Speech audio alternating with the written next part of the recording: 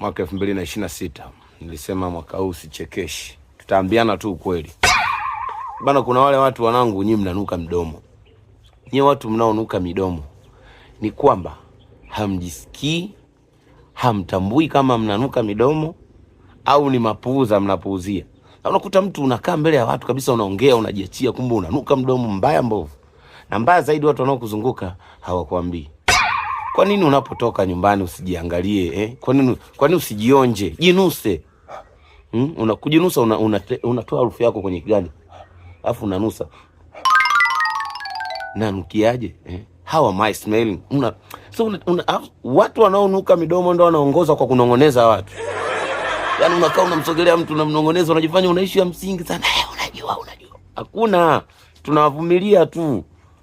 Asa mtu jiangalie basi tu, asafi jiangalie mwenyewe. Alafu ni ngumu sana kumwambia mtu wewe unanuka mdomo.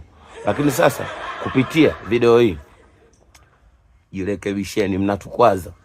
Alafu nyinyi ndio mnakuaga mnaongoza sana kuongea na watu karibu, story nyingi. Oya.